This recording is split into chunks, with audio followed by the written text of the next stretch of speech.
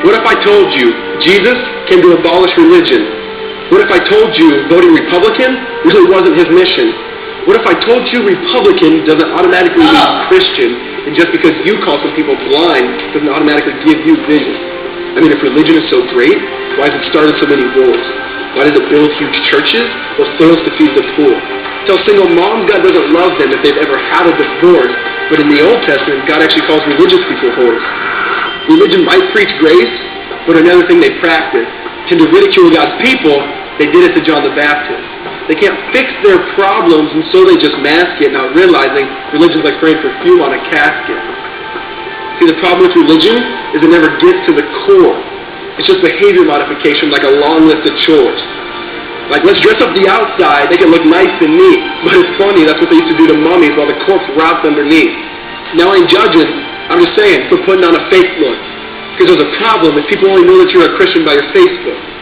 I mean, in every other aspect of life, you know that logic's unworthy.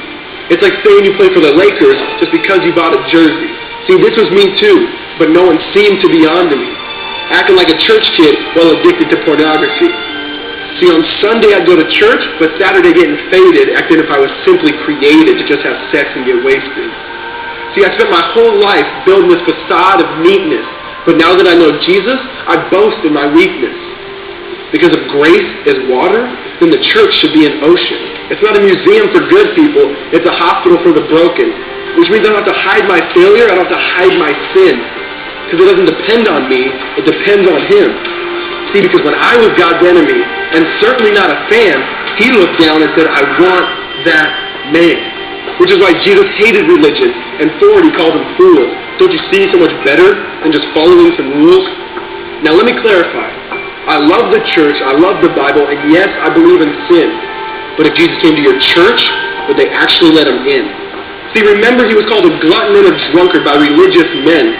But the Son of God never supports self-righteousness, not now, not then.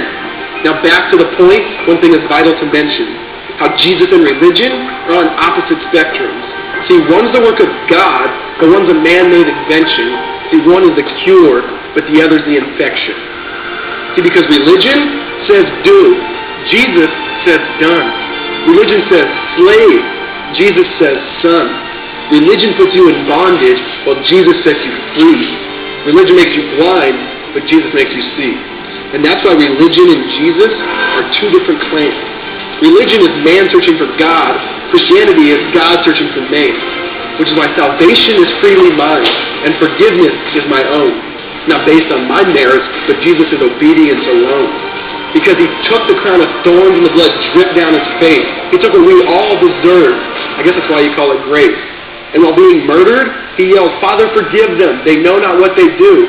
Because when He was dangling on that cross, He was thinking of you. And He absorbed all your sin, and He buried it in the tomb, which is why I'm kneeling at the cross saying, come on, there's room. So for religion, no, I hate it. In fact, I literally resent it. Because when Jesus said, it is finished, I believe He meant it.